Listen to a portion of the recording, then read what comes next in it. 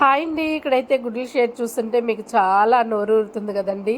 మరి ఇంకెందుకు ఆలస్యం, నేనైతే రేపు వదలబోతున్నా. మరి నెక్స్ట్ టైం వదలబోతున్నా వీడియోలో అయితే మీరు చూసేయండి ఫ్రెండ్స్. ఏ విధంగా చేయాలో, ఎలా చేయాలో చాలా టేస్టీగా ఉంటుంది. అసలు వంట రాని వాళ్ళు కూడా, అసలు చేయలేని వాళ్ళు కూడా, అసలు గుడ్లు షేర్ అంటే ఇష్టపడని వాళ్ళు కూడా చక్కగా అయితే ఇలా చేసుకొని వాళ్ళు తింటారు, ఇంట్లో వాళ్ళకి చేసి పెడతారు. ఎక్కువగా గుడ్లు షేర్ చేయాలంటే చాలా విసుక్కుంటారు. బోటీ కానీ, అలాగే చికెన్లో ఉన్న గుడ్లు షేర్ కానీ ఇలాంటివన్నీ చేయాలంటే. కానీ దాన్ని టేస్ట్ తెలిసిన వాళ్ళకి మాత్రం అది కంపల్సరిగా వాళ్ళు మంచిగా చేసుకొని తింటారు. ఫస్ట్ నేను కూడా తినే అలవాటు లేదండి. మా అత్తగారు ఒకసారి చేసిన తర్వాత అప్పుడు మాత్రమే నేను ఇది టేస్ట్ చేశాను.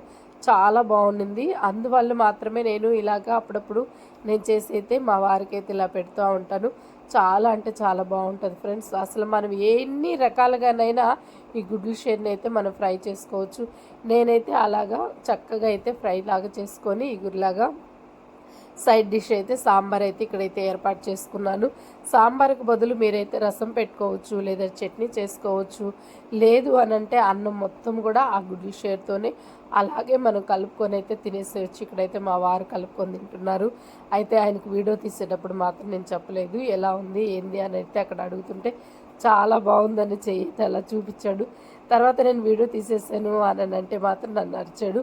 ఎప్పుడు చూడు ఏదో ఒకటి తీస్తూనే ఉంటావు అనని. చూడండి ఇక్కడ నేను కూడా సర్వ్ చేసుకుంటున్నాను. ఎంత బాగుందంటే అంత బాగుంది ఫ్రెండ్స్. అసలు ఏ విధంగా చేయాలనేది మాత్రం మీరు చూడండి ఫ్రెండ్స్. మన ఛానల్ కానీ ఫస్ట్ టైం మీరు చూస్తున్నట్లుగా అయితే లైక్ చేయండి, షేర్ చేయండి, సబ్స్క్రైబ్ చేసుకోండి ఫ్రెండ్స్. ఇంతవరకు మన ఛానల్ మీరు చూసి ఆదరిస్తున్న విధానం బట్టి నా హృదయపూర్వకమైన మీకు ధన్యవాదాలు తెలియపరుస్తున్నాను.